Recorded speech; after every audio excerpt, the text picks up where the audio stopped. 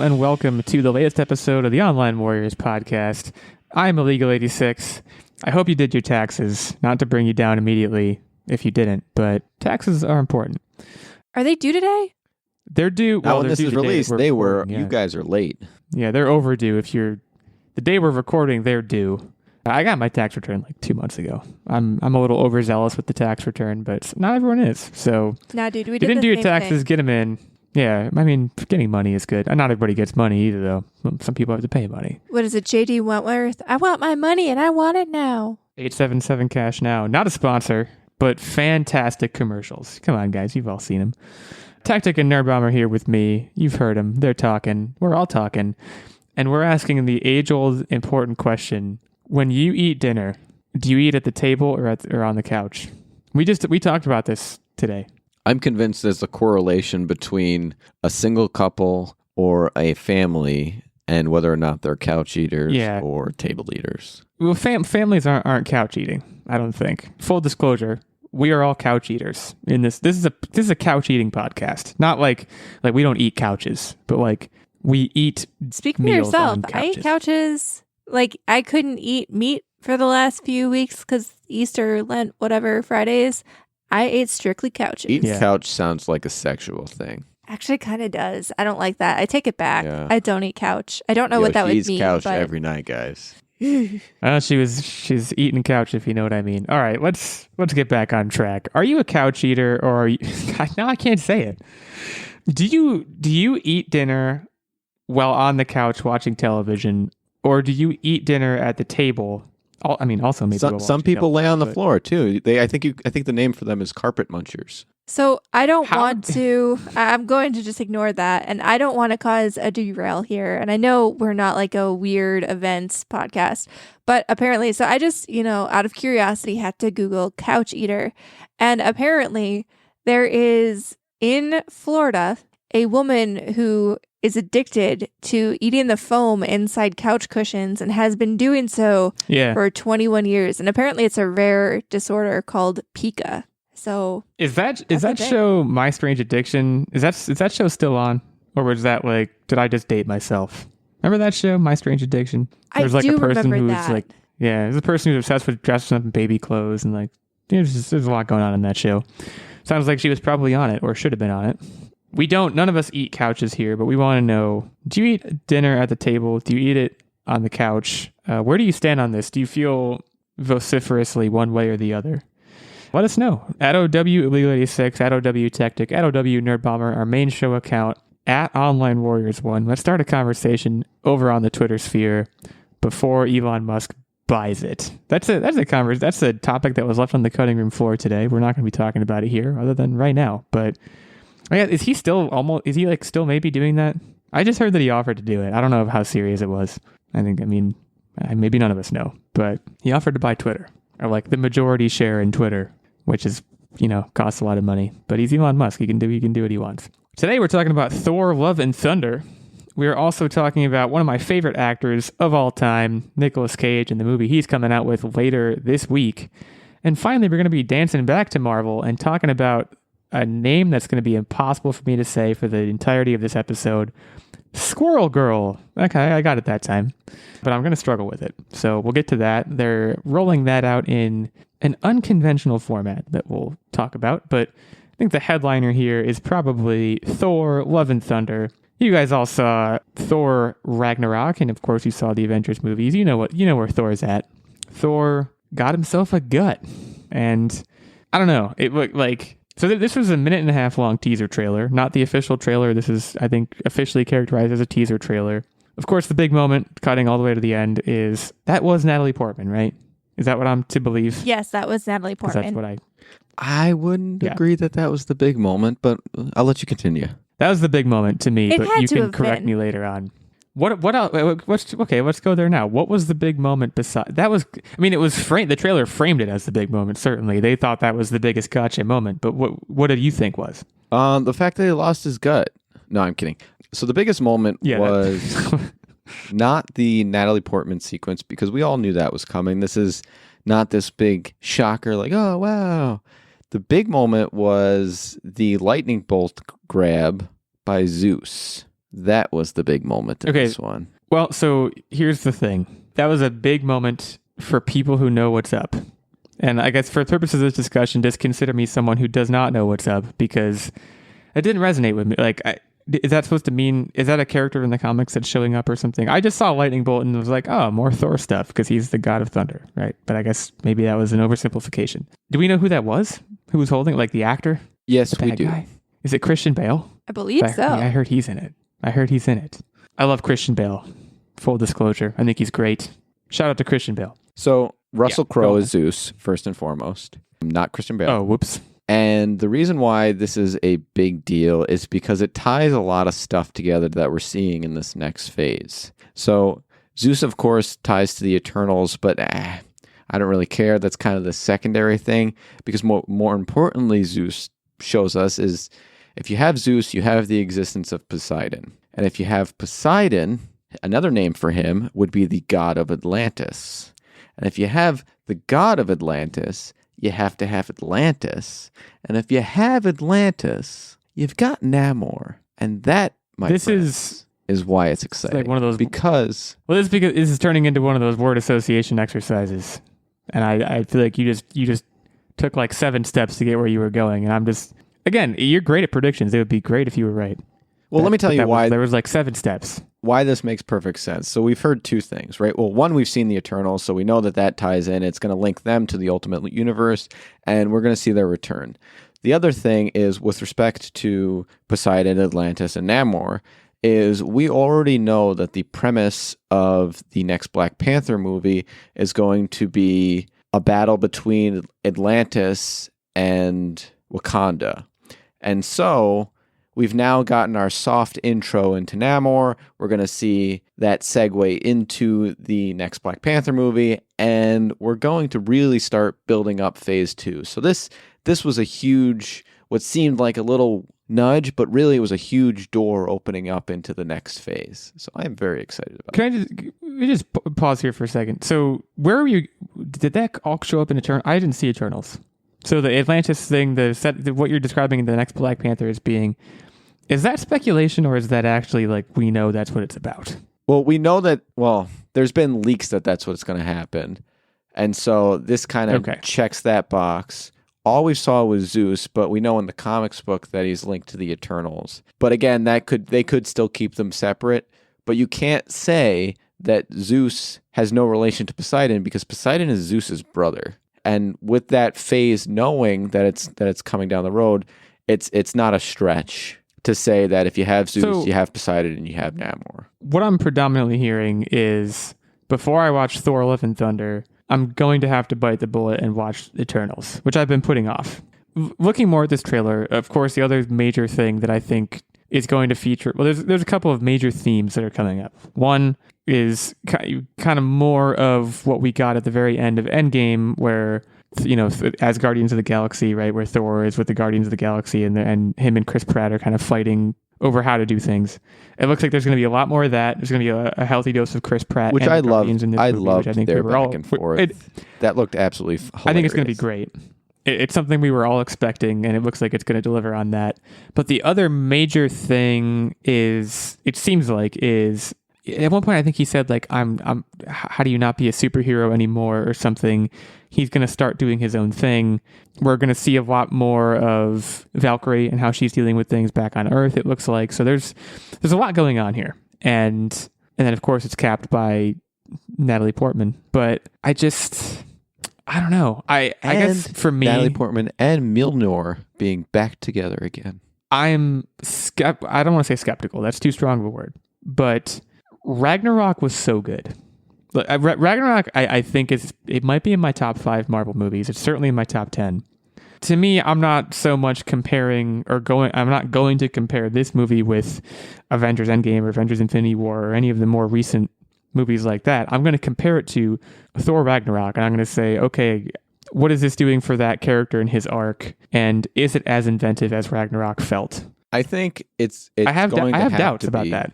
Well, it's going to have to be because not only do you have sort of the same comical back and forth between Star-Lord and Thor, but you'll have the same comical back and forth between Thor and the other gladiators that he interacted with. It's specifically Korg, yes. Because we've already seen Korg, so it's safe to say that a lot of his friends and relationships that were formed there are going to continue on in this story arc. I just don't know about it's on Taika Waititi. I think it's on Taika Waititi here too, because I think Taika Waititi is the reason that Thor Ragnarok was good. I think the comedic sensibility was very much there, and I think Taika Waititi is a great director. I did not really care for Jojo Rabbit. I actually didn't finish it, but in general, I like Taika Waititi. You didn't like Jojo Rabbit? I did not like Jojo Rabbit. I turned it off. I wasn't into it. Wasn't feeling it. It was just weird to me. So it was weird. I feel like, how far did you get into it? A good half hour. I got to Sam Rockwell, and I love Sam Rockwell. If a movie with Sam Rockwell in it can't hold my attention, something is definitely wrong.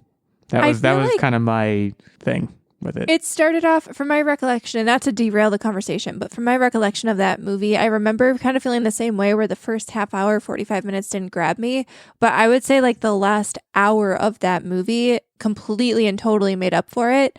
Because it kind of set this like surreal stage in the first half of that movie, and then the back half of the movie brought it home. Was them dancing on that stage. I don't know. Like it was up for a bunch of Oscars. I know I'm probably wrong about this. It just wasn't for me. Thor Ragnarok was for me, and I thought it was very inventive, very well done, and very funny, which I think was the most important aspect of it. And again, it does look like this is going to be funny, but like I don't know. Thor is also a tough character for me. It's the only Marvel movie I think I've never seen still is Thor. I have not watched Thor the Dark World. Just haven't done it. Just haven't felt the need to do it either.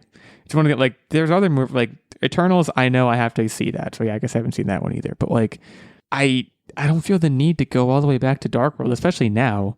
But I've heard that it just like is kind of widely regarded as the worst one.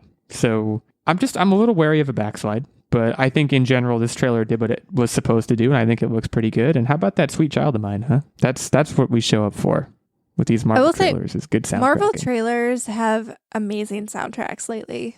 Like, they choose what feels like the perfect song for every single trailer lately. Especially when the Guardians of the Galaxy are involved. You can pretty much count on amazing soundtrack work. So, yeah, I'm into this. I'll watch it, certainly. It's certainly going to be a marquee thing for Marvel and for this phase, as you said, Techtic. I think this is going to be rolling out a lot of different red carpets. But I am curious to see the actual like official trailer, because I think so. Christian Bale is supposed to be the bad guy, I believe, and I'm into that. The God Do you Butcher, mean Russell Crowe? I guess no. Russell Crowe is supposed to be Zeus, right? Isn't that what you said before? Oh yeah. Is Zeus the bad guy? They've had a scuttlebutt every now and then. I don't know what direction Marvel's going to take with this. Yeah. Well, yeah, it could be one of those surprise bad guy situations where the person you don't think is the bad guy turns out to be the bad guy. Sorry if we just spoiled the movie for all of you. I don't know if you've ever read Greek mythology, but Zeus is kind of a douche.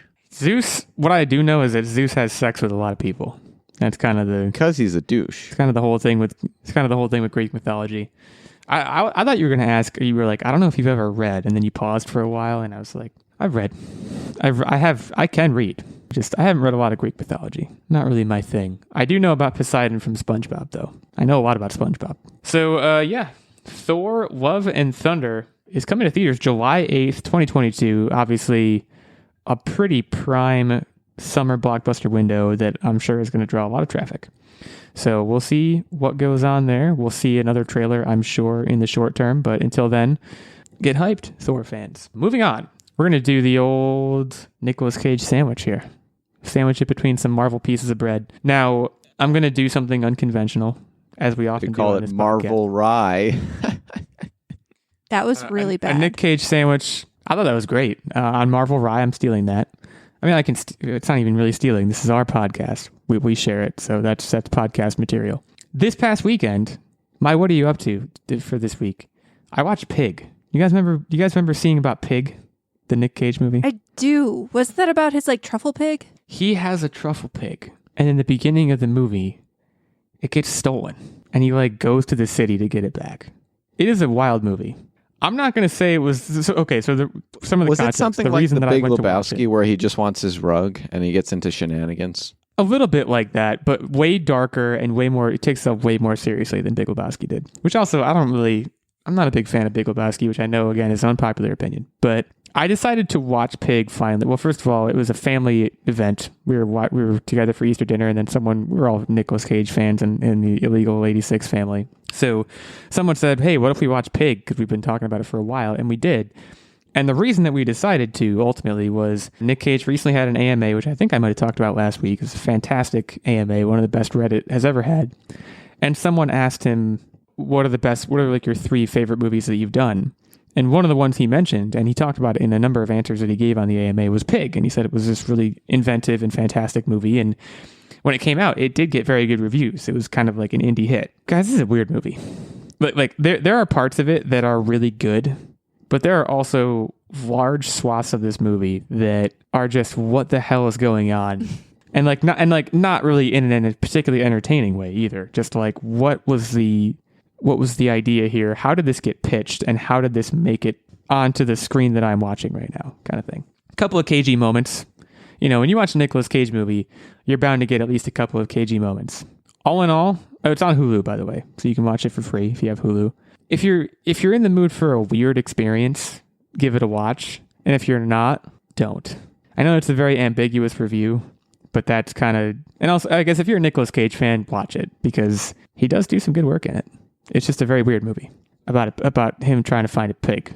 Would you correlate this movie in the weirdness scale of it to what you believe this next up-and-coming Nicolas Cage installment will be? I do not. So I think that... So yeah, what we're talking about here, The Unbearable Weight of Massive Talent is a movie in which Nicolas Cage is going to be playing himself. And it comes out this coming Friday, April 22nd. And he did the AMA, incidentally, to promote this movie. And he also talked about how great this movie is. And if you haven't seen the trailer for this movie, you should go watch it right now, because it's as crazy as it sounds. He plays himself, and he is recruited by the CIA for a mission. So this is a movie that it's going to be very meta. It's going to be a lot of Nicolas Cage kind of poking fun at himself. And it's going to be a lot of him probably reenacting or recreating some of his zaniest performances, of which there are very many.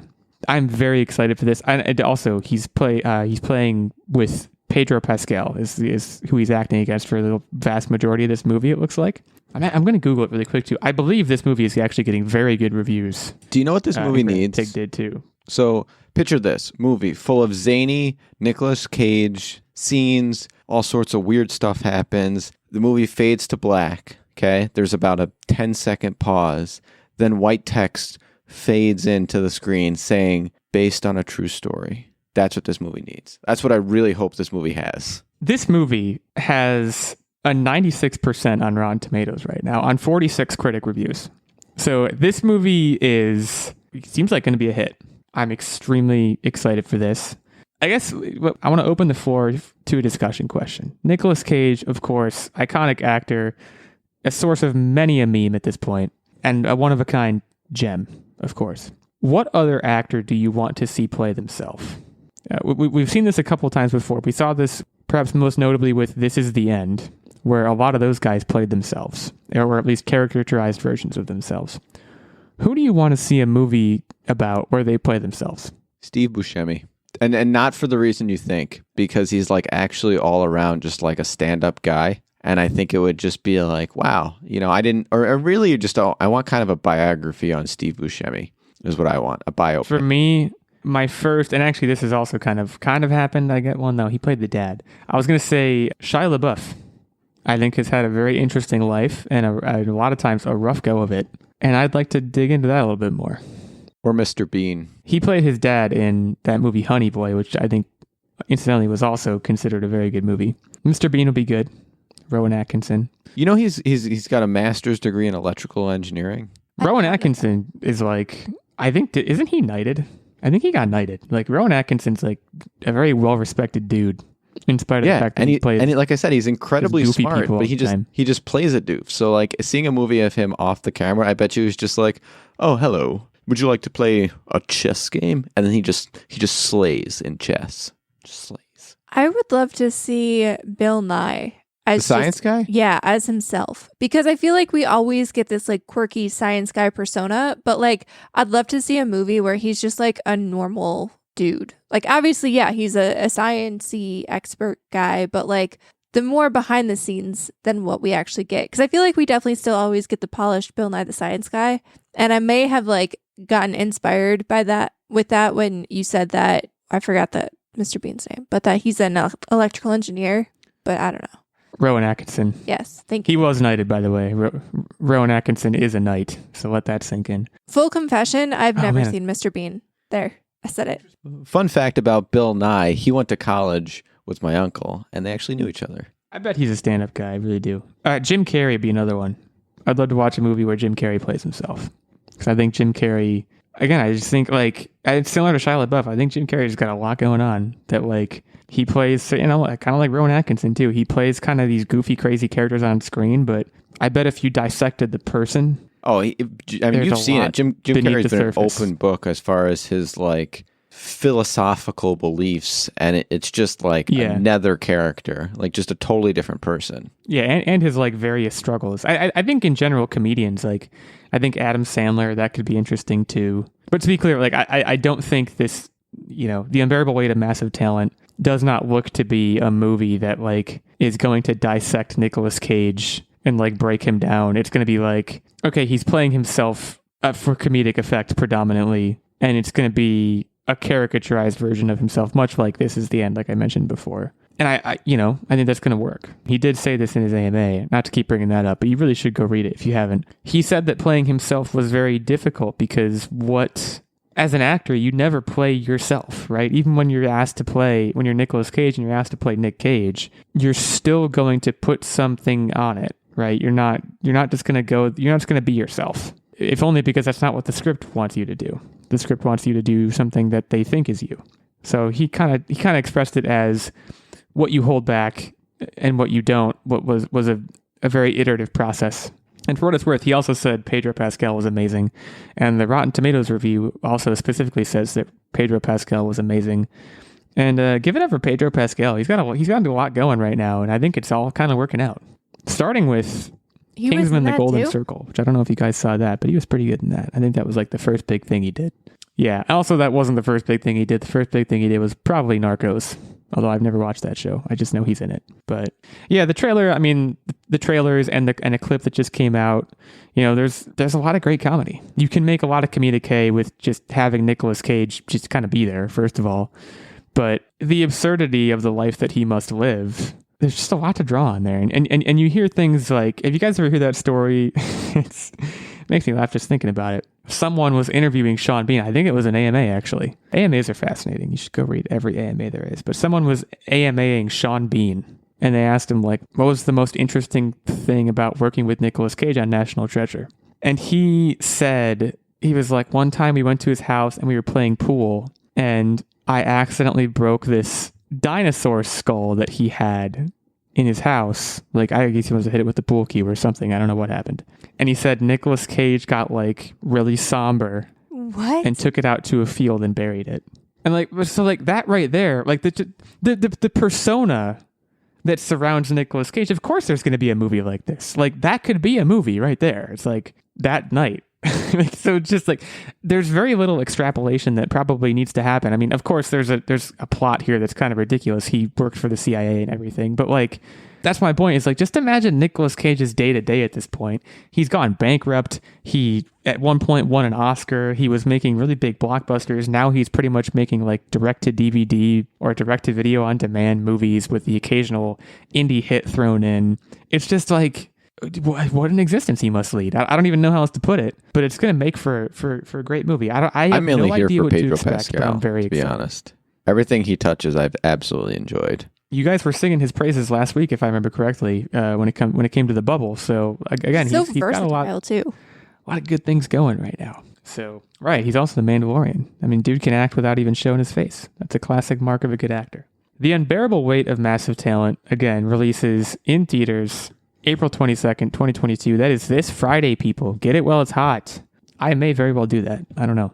We'll see. My family, again, loves Nicolas Cage. We may save it for like a vacation watch or something. I really have no idea. But looking forward to that. So that brings us to the point in the show where we take a short break. But before we do that, I would, of course, be remiss if I did not shout out our fantastic night-level Patreon supporter and Patreon producer, Mr. Stephen Keller. Or should I say Sir Stephen Keller? Stephen, can I call you Sir Stephen? Hit me up on Twitter. Let me know. Can't imagine you'd have a problem with it. You're among the ranks of such noble knights as Rowan Atkinson. Probably a bunch of other people. I know Elton John is a knight. Probably like every other cool person from England is. So you're going to want to be a knight. You're going to want to be like Stephen.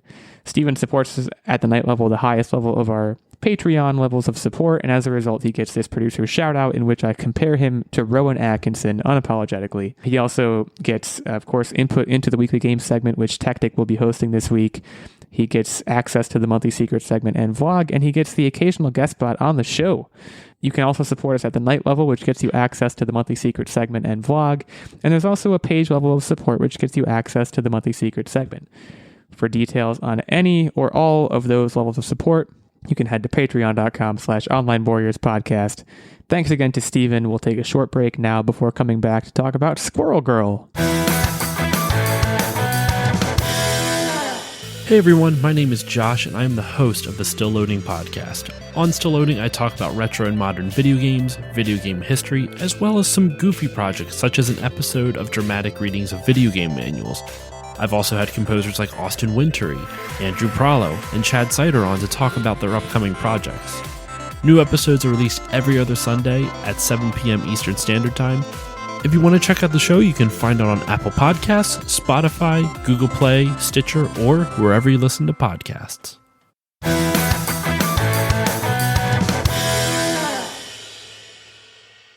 Okay, we are back to talk about Squirrel Girl. Yeah, so this is interesting. Let me just first start by saying I know nothing about Squirrel Girl. She is a Marvel character. At one point, apparently almost made her TV debut, played by the AT&T girl.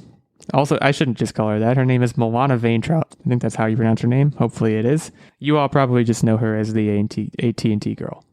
She will be portraying the fluffy-tailed Marvel superhero in a new 6-episode podcast series, I guess going on to Sirius XM. So this is interesting, you know, a podcast. First of all, I guess let me ask you this. Have you guys ever listened to a nonfiction podcast? I have listened to a couple. Podcast? I will. Like, I've listened to a few like D&D podcasts and some of the like more science-y, fiction-y stuff. And I think because my problem is that I tend to listen to podcasts while I'm trying to like do work, and it's something I can throw on.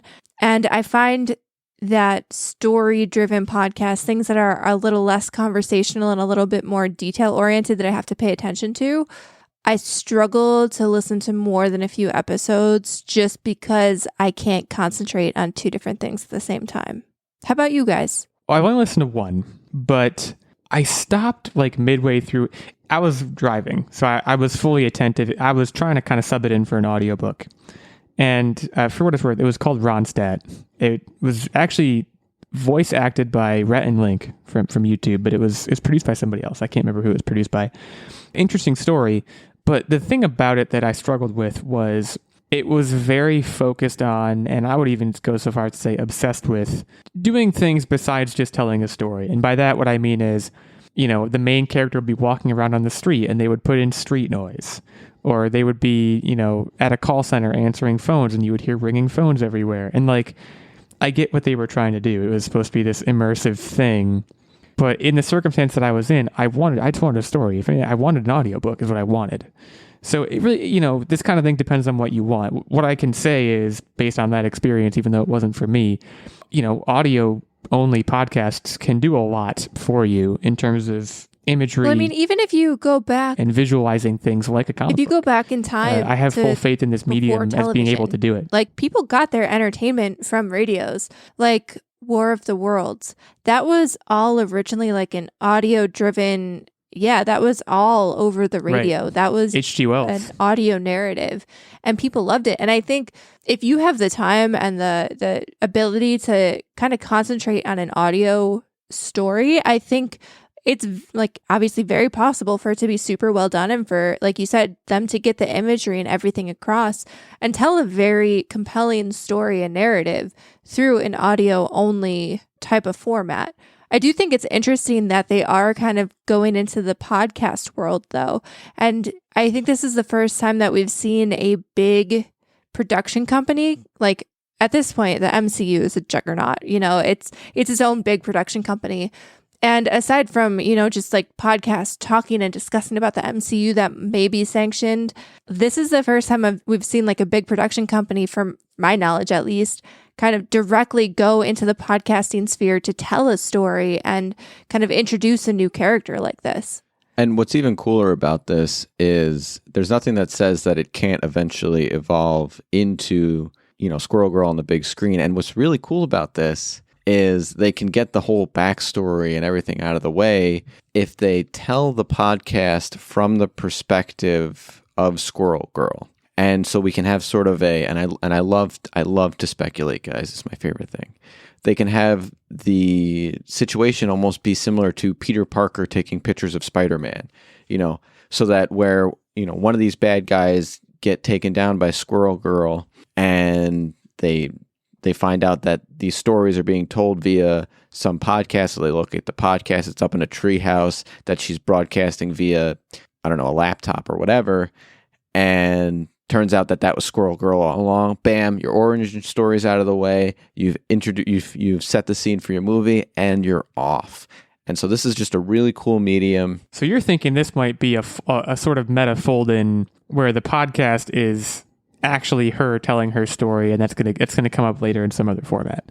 That's interesting. I think if they do it that way, it does two things. Like I said, it gets the story out of the way. It ties our world into the Marvel's world, which is cool, right? I mean, she's broadcasting to both simultaneously, and good for her in figuring out that frequency. And like I said, it's just a neat way to do things. I would love to eventually see Squirrel Girl make an actual, you're right, that was really hard to say. It's very hard. Make an actual like video debut though, because the casting for this role. So I don't know if you're familiar with the AT&T girl or Milana Vaintrub outside of AT&T commercials, but one of the things that we actually just saw her in was Werewolves Within, and that was the movie kind of funded. It was an IFC Films production, but also in partnership with Ubisoft, and it had Sam Richardson. I don't know if you saw any of the advertisements for this. I did. I watched the trailer for it. Out it looked good last summer. Yeah. It was actually really, really good. And she was one of the leads across from Sam Richardson. And I think she kind of helped carry the movie because as she kind of portrays in the AT&T commercial, she's a little quirky and kind of like bubbly, quirky sort of character in that movie. And I feel like that's perfect for Squirrel Girl. And granted, I don't know a whole lot about the character, but when I think of any character that's a squirrel and a girl, like that's kind of what I want as somebody who doesn't know a lot about the character. Right. So I think in terms of casting, that was great. And I would love to see that also in video format as well. This is a situation, where Caesar wept for there were no more worlds to conquer, right? I mean, podcasting, and it does make sense for them, right? They leave their options open, like you said. If they want to expand what the character does and where she goes, they have many avenues with which to do that are already well established. But podcasts are such a big deal now. Like we're doing a podcast. First of all, we're promoting the medium just by being here, and we're a big deal. We're a huge deal. I listen to podcasts pretty much daily, and I think a very large portion of people do listen to podcasts daily, at least one podcast daily. So it makes sense from a business perspective for them to get themselves into that sphere. But I guess the point I'm trying to make is the question I would ask is, I'm not sure what's left after this. If they can get into podcasts and start cornering that market, that's it. They did TV, they did movies, they did books, they did comic books, they did comic books first. They did podcasts, they did, video games. That's it. Am I wrong about this? I can't think of anything else that they would think, oh, this is a huge sector for us to get, like maybe TikTok or something. Like that's the only other thing I can think of where like they start making Marvel TikToks. That would actually probably be a hit. At this point, yeah, I feel like so the only thing with TikTok is that a lot of that is based on your For You page, and you're algorithm is basically bringing you to videos. So I don't know how that would work in terms of like consistent episodic content, but I could see them pulling something off on TikTok where, you have these like 1 minute self-contained little episodes almost, and make it like self-aware, like not so much cinematic like a typical, MCU movie or TV show, but just like a super self-aware, like 1 minute video here or there of superheroes doing relatable real life stuff. I think that could actually be really funny. So MCU execs, if you want to steal that idea, I guess you don't have to pay me anything, so I just gave it out for free, but give us a heads up. Well, what I would say too, like if we're making a wish list, going back to podcasts, and let me be clear, these things may already exist, but there are two things that I can envision for Marvel podcasts that I think would be really cool. One would be a behind the scenes sort of like what Brian Baumgartner did with his Office podcast. I can't think of what it's called. It might just be called Behind the Scenes of the Office or something. But that's exactly what it was. It was this, every episode they talked about how they got the show off the ground, what it became, the bumps in the road, the triumphs along the way, what people thought of it who were working on it. With Marvel, they can talk about, here's how we made Iron Man, and here's what we thought we're going to do, and here's how we never thought it was going to happen, and then it wound up happening. I think you could make an extremely successful podcast series about that. But on top of that, another podcast that I think would be really cool would be something like, I think there's a podcast called Lore, which is just kind of going through old lore from, various old traditions. I think Greek lore is included, but like, you could make an entire podcast with the proper licensing of just, okay, today we're going to talk about this character. Here's his background. Here's the other characters he interacted with. Here's the major events in Marvel comic history that he was involved in or she was involved in. And let's kind of break that down. You're basically, at that point, you're basically just going through a wiki page for the character. But people listen to podcasts while they're at the gym, while they're driving, while they're working. It's another way to get, Marvel content just kind of to this omnipresent state that I think they're angling for. So 2 more ideas for you, Marvel execs. Stick that in your pipe and smoke it, I guess. Squirrel Girl. It's available now. First episode is. So go check it out on all podcast platforms. I'm sure Spotify, Apple Podcasts are included in that.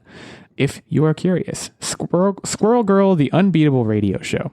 Go see what it's all about and let us know. I will listen to it and let you guys know next week in my What Are You Up To? I consider that a promise, so be ready to keep it. Yeah, we're going to hold you to that, so. Speaking of What Are You Up To Wednesday, let's talk about what we've been up to on this glorious day Wednesday that we released the podcast. So I already kind of gave mine. Mine was just, I watched Pig and it was weird. Other than that, the move is basically complete. So I'm going to be starting to get back to Mass Effect here pretty soon. We'll be continuing to update on that. But for now, I'm going to stick a pin in my update and just turn things over to the more interesting people. Nerdbomber, give us the skinny. So the biggest thing that I want to talk about, outside of like, we finished Minx. That was very good. You should go watch it. We talked about that at length last week. Also, Halo, another episode came out. I think we're starting to get into some meat and potatoes there. I'm not 100% sure. The show is actually growing on me. Like, I'm actually starting to like all the characters and where they're going and what their arc is. Going in expecting Halo, and I know we said this a little bit last week, if you're going in and expecting like Halo and you're a big game lore fanatic, you're probably a little like miffed at what's happening.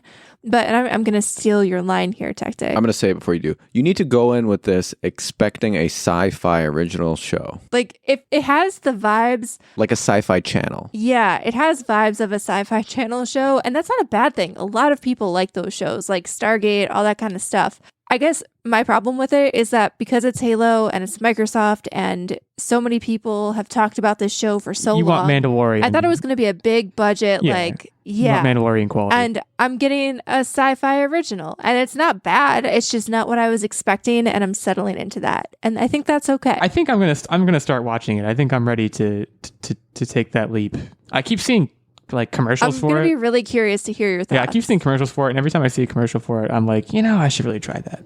So I think it's coming for me. And it may just be because they're doing a lot of upfront character development before they really get into the heart of the story. And maybe I'm just like, I'm used to the games where character development kind of takes a back seat and there's not as much action They just here. chuck you in. So I think it's just me coming around to what this show actually is versus my weird expectations for what it is. But the biggest thing that we started watching, and I don't know how I convinced Techtic to watch this with me, but he did choose this over another show option. So there is a show called Married at First Sight. Oh, this is apparently there's like 14, 15 seasons. This is a sinkhole. But one of them hit Netflix. You guys are never going to come back from this. This is, I know people who are, I've watched some of this show. My fiance is pretty into this show. It's wild. I mean, it's exactly what you think it's going to be, at least in my experience. So if you want that, then there's a lot to be had. No judgment from me. I think it's, I love shows like that. Season 10 is the only one that's currently available on Netflix, though I do think the rest of the seasons may be on Hulu because it's not like a streaming original. This is Lifetime. This is like core television. And each episode is 2 hours long. Well, it's like an hour 45 without commercials, but it was like intended to be 2 hours long. And so this is basically Love is Blind on steroids, and it's absurd. So the premise here is that instead of, Love is Blind where you have like a week to talk to a bunch of different people through a wall and then you pick one and you got to get married. These people basically leave it up to a matchmaker and they have like basically a personality profile, what their hopes, dreams, goals, whatever. And then there's actually like PhD psychologists and like marriage counselors who all get together and they try to make a perfect match. And without you knowing anything about this person, who they are, their name, their family, you never get to meet them. You just have to commit to showing up and marrying them sight unseen on the spot. And then you do all the like getting to know you stuff after. And wow, it is. I thought it would be kind of stupid. It's great television. But like, it's great television. It really is. Yeah. And I think there's something to be said, because I was talking about this with Techtic. Like, I think there's something to be said about, having actual, I don't want to say experts, because I looked at like the track record of how many couples, and I didn't see which couples from my season actually made it, but it's just like Googled the generic track record, and it's not many couples actually make it. So like, clearly they're not great experts.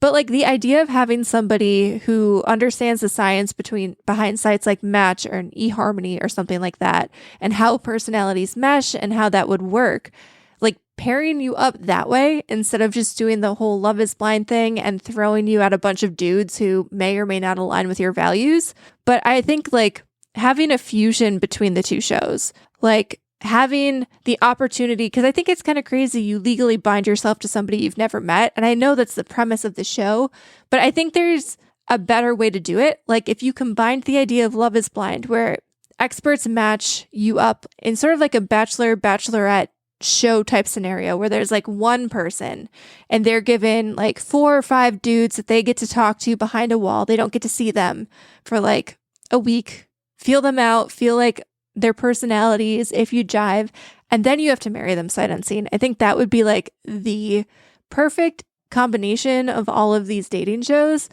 But it is really interesting because there are definitely on this season, like there are people who I'm not entirely sure why they're on this show, if they just thought it would give them like fame or notoriety or something. And then there are people who probably that. It feels like but there's also like a couple couples that the experts seem to have done a really bang up job matching together. Like there's this one couple in this season.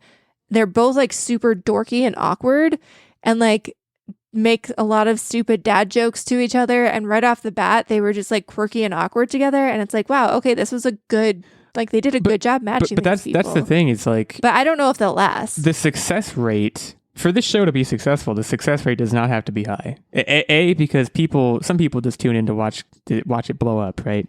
But also because so long as there's any non-zero chance that it'll work. If they show that like 2 out of 50 work, then you're always going to be thinking maybe this one will work. As long as it's like. But I feel like that's a really low percentage. But it's still non-zero, so you're still going to be wondering, and that's what keeps you hooked in. Like I said, I didn't look up to see who made it or didn't. But I think I was reading of the 15 seasons, like there are 8 or more seasons where literally none of the couples lasted. And to me, that's like a pretty close to non-zero chance. And of the other seasons, it's like maybe 1 or 2 couples. And there's like 5, maybe 6 couples in this season that got married off. I think that makes it more... But it's entertaining. I think that might even make it more entertaining because you hold out hope even though there might not be as much. I just think that's a good hook. Yeah, no, this show is indubitably successful. I look forward to hearing about you watching every other season, so it might take a while, but it'll probably be worth it. So I do have a question. We're all obviously happily betrothed at this point. Would you ever go on a show like this or Love is Blind or any of these dating shows? Would you ever see yourself doing that? Did you ever would you ever see yourself getting to a point, maybe you're in your like late 30s and you're like, I just really want to find someone. Let's do this crazy reality show. Would you do it? Yeah, I'd do it. Yes, I would do it. I wouldn't do it like, if I were to do it, it wouldn't be coming from a place of desperation. It would be more so like, yeah, I'm like... Mine would be a place of exhaustion, not desperation. No, mine wouldn't be that either. It would probably be word for word. I've tried the whole Tinder thing. It's nothing but a bunch of superficial nonsense. And I just want to see what the experts have to say because I have so much love to give. That's what I would say. I think it's so, the relationships that I've had, the way I've met the person has been through somebody else or in a certain situation. It's never been through apps.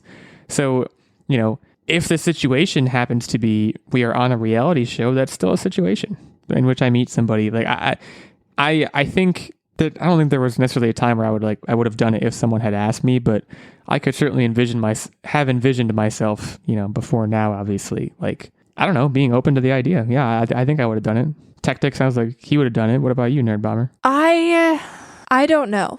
There is one character on this show that finds themselves being like different on camera than who they are behind the scenes. And I'm not saying that I would be a completely different person, but I don't know if I would be able to be my authentic self knowing that there's cameras on me 24/7. There's a subconscious posturing that happens probably. Yeah. And I feel like I don't know if I would be able to trust that anybody else in that process would not be the same way. And like I said, I don't know, like the guy on the show that we're like the season that we're watching, he's really bad. But like even just like little things, like I feel like one of the things that makes Techtic and I relationship pretty successful is that we can literally 100% just be ourselves and let our guards down. And I don't think I could do that. So I don't think it would be very successful for me. I think I'm too awkward to hide that stuff. Well, like I would be the person that would wake up at like the crack of dawn before the camera crew gets there and like trying to hide my adult acne. I mean, like I would be that person slapping on concealer so this stranger that I'm waking up next to isn't seeing me at my worst right off the bat. I don't know. I couldn't do it. I don't know yet. Like what my attitude would be on the show, I don't know. Like I imagine it would be something sort of like I probably wouldn't take it seriously at first, and then I would meet somebody that I liked and I'd be like, oh crap, I should probably start taking this serious. Like I don't know, I would probably initially be there to see what it was all about, and then if I met someone, the number one goal would be exactly that, to establish what their level of actual buy-in is, whether they're being genuine, and that's a hard thing to assess, right? Especially on television. But I stand by my answer. I think there's a universe in which I would have tried that. So, anyways, have fun watching that. T-Dog, hit me. So the thing that I want to talk about is we watched, per your recommendation, actually, The Founder with Michael Keaton. He plays the quote-unquote founder of the McDonald's franchise, but not so much the founder of McDonald's.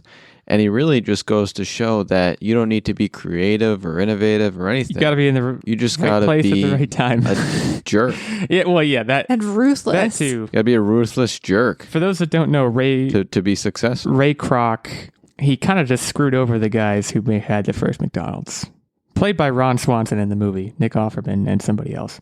I think they were like brothers or something, and they ran this McDonald's, and he was selling milkshake machines, and he went there and was like, wow, this is pretty good. And then, yeah, kind of started cutting a lot of throats, and eventually it turned into a real estate company instead of a food service company, and that's what it is today. There's a lot to be learned from watching The Founder. It was a pretty good movie. Hopefully you guys enjoyed it. It's basically get everything in writing or else they're going to screw you. And then the other part is they said, hey, you know what? you can have the franchise. We just want 1% royalty. And he said, and sorry if I'm spoiling this, but this has just really got under my skin. He said, I don't really want to bake that into the contract. Let's call it a handshake deal for the 1% royalty. And you want to know what they didn't get of their idea and their name sake? The one guy's name was Mac McDonald. That's right. And he didn't even get the 1%. Well, not only that, Crazy. but then, and again, a little bit of a spoiler, but this is also just like real life facts. He then went and opened a McDonald's location after stripping the name off of their restaurant and opened one right across the street from them to put them out of business. Yeah. Like, that's just petty and mean. Like they each got about $1 million after taxes for So like this whole hard thing. to feel too bad, but also like, But like man. that's their namesake, and it just felt wrong. Just felt absolutely wrong. This guy made billions of dollars, and he couldn't even give them 1%. Like, Yeah. just what a sleazeball. And then dumped his wife. Ugh. He does not. This is just full spoilers for this movie, but this is real life. Right, so. you can just Wikipedia this. He does not come out of the movie looking like the hero or remotely the good guy. So if you're expecting that going in, Well, so actually, I expecting it. could have said, beside the wife thing, I could have said, you know what? These guys weren't going to take their business anywhere. They were just going to do the one place, and that's all they were happy with. But he took it farther than they ever would have, which is fine. I was for that. I thought he was making really smart business decisions, and had he just gave them the 1%, because that's all they asked for, I would have been fine with it. I would have been absolutely, again, wife aside, he was like a jerk in his personal relationship, but from a business standpoint, I would have been fine with it. There's certainly... It was just that 1% thing that just really got under my skin. There's an element of the capitalistic savvy that you could probably take from it and respect, but it's pretty small, is what my memory of it is. But yeah, I think he's dead now. Ray Kroc. If he's not, he's probably covered in money. He's dead, yeah. Okay. Well, he probably was buried with a bunch of money, even though you can't take it with you. Anyways, hope you enjoyed it. Yeah, it was good. It's just infuriating, but good. Well, do you want to work through your anger by quizzing us? I do, but it's not going to be an aggressive quiz. It's going to be a nice, fun quiz because we're going to talk about pugs. I love a good pug. And so we're going to roll right into it with the first question being, how old was the oldest pug? And who's ahead right now? Is it... It's me. So the records as they stand currently, I'm at 5-5. Techtic is 5-5. Nerdbomber 4-5. Steven 1-0. Steven undefeated still in the 2022 quiz tracking. So I'll go first. This pug was old as dirt. This pug, okay, so pugs have a lot of health problems. So it's not like crazy old, but I'm going to go ahead and say 23, which is pretty freaking old. Years, by the way. 23 years. I feel like pugs can, like, I've heard of an old pug. I'm going to go with, I don't want to +1 you though. You said 23? Sure did. Screw it. I'm going to waste my +1 early. I'm going to say 24. So that was a solid +1 move. Snooky is the oldest known pug to have ever lived, living until a staggering 27 years old. Snooky, a native to South Africa, throughout his life is recognized as not only the oldest pug, but one of the oldest dogs in general to have ever lived. I remember, and this is like a side note, but I had like a huge Doug the Pug phase for a while. And I remember like looking up because I didn't know, no one wants your idols to go away. Right. And I loved Doug the Pug. And so I wanted to be like, how many years of Doug the Pug content do I have left? And I remember looking that up. So I knew it was like, I couldn't remember if she hit or he hit 30, but I remember it was like the late 20s. I just didn't know where the cutoff was. Snooky's a boy, by the way. Named after the Jersey Shore character, I can only assume. I respect the +1. I respect the hustle. It was a good +1. I'm not mad.